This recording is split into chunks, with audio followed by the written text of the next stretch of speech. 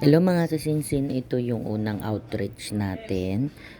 Collaboration with DM Armies. Thank you. Maraming salamat sa mga nag-sponsor.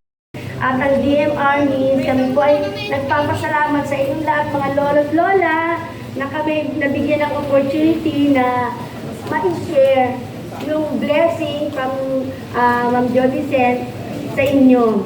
No, ito po ay maliit na pagbibigay, pasalamat. I hope na napasaya po kayo sa umagang ito kahit na hindi kami prepared kumanta para sa inyo. Pero napakagagaling po ninyong sumayaw at napakagagaling niyo pong kumanta. Dinaig niyo po kami po ay hilingan. Ayaw po, ayaw niyo pang humintong sumayaw.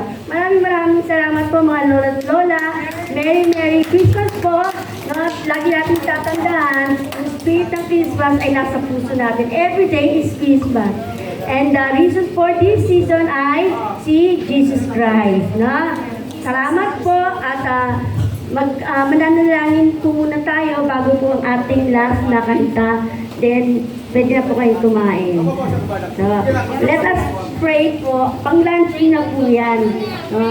Kasi mamayang hapon pa daw po, meron pa po kayong outreach. Okay, kung tayo po'y manalangin, ang maraming Diyos na makapangyarihan, kami po ay nagpapasalamat, Lord, sa katagumpayan ng outreach na ito sa pamamagitan po ng aming sister na si Ma'am Joby Sen. Salamat po, O God, with the collaboration of DM Armies, at maraming salamat sa mga dynamics nito, Lord God, na may grateful heart, Panginoon, may generous heart, Lord God, na i-share ang kanilang mga blessings sa mga lolo't lola.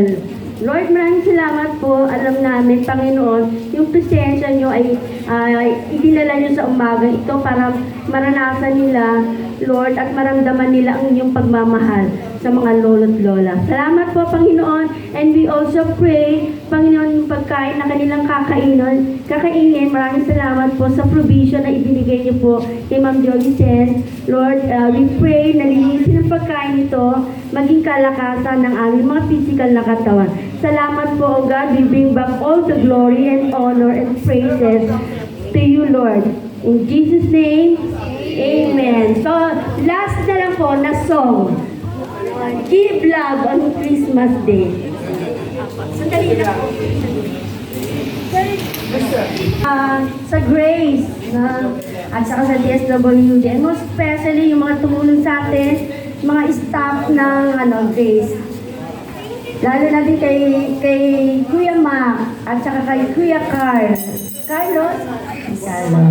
De Asmis. Maraming salamat po sa inyong lahat.